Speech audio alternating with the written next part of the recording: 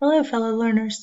I've had a few people ask me the same question on this type of problem, and so I thought it might be worth doing a quick video and walk through this rather than attempt to answer this many-step problem via email. And so here I'm going to clear out my calculator and get ready. So we have a certain virus that affects 0.2% of the population. A test used has an 86% true positive rating and a 13% false positive rating. So we want to be able to fill out this chart. The 0.2% is what tells us that there are 200 infected out of our 100,000 population. And so we can subtract 200 from that 100,000, and that's where they get the 99,800 who are not infected. And so if we want to find our true positive, that is those who are infected and receive a positive test. So that's the upper left corner. We want to say, let's see, that's 86% are true positive. So out of the 200 who are infected, so we take 200 and we multiply that by 0.86. And I have 172. So I'll put this here. And then right there we can subtract 200. I'll do a minus 172, and that gives me 28 in the infected who receive a negative test. All right, the next thing we know is that 13% get a false positive. That means they receive a positive, but they are not infected. So we want to take 99,800, and we're going to multiply that by 0.13. And I get 12,974. Again, as we're solving for things, we can subtract to find the missing pieces.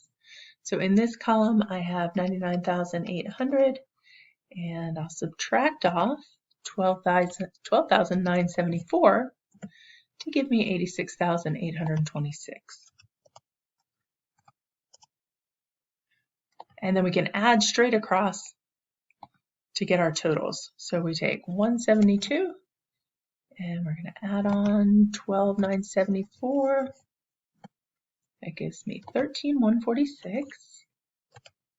Again, we'll do the same thing for the next row. I'll take 28 and add on 8,626. That gives me 86,854. I always like to double check here, make sure I haven't found any errors. So if I take the top now, 13,146, and I add on 86,854, this is just one way to double check that we have the 100,000 that we started with and we didn't make any errors along the way. All right, so once your table's completed, then the question is, find the probability that a person has the virus given that they've tested positive. Anytime we have this given situation here, we are restricting the denominator in our fraction to just positive tests. So we are going to be taking 172 out of 13,146. And that will give us our percentage there. So we'll say 172, and we're dividing by 13,146. And I get 0.01308. And so to make that into a percentage, I can multiply by 100, or some people think of it as moving your decimal twice to the right, and that gives me 1.3%.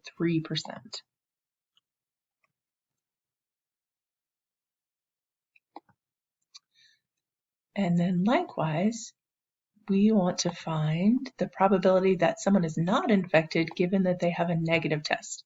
So again, given that they have a negative, we know we're only looking at this group here, 86,854, and we want to know what the percentage of 86,826 over 86,854 is. So we'll say 86,826 divided by 86,854.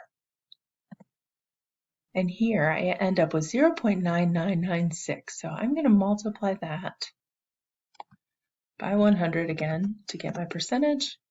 So here, when you put your cursor into the box, it says enter an integer or decimal number accurate to at least one decimal place. And so here's kind of a funny situation. We have 99.96, which actually rounds that up to 100%. So even though there's a bit of an error because we're rounding to the first decimal place, I'm going to type it in so it grades correctly to 100.0. And then I will hit submit question. Everything turns green. It makes us very happy.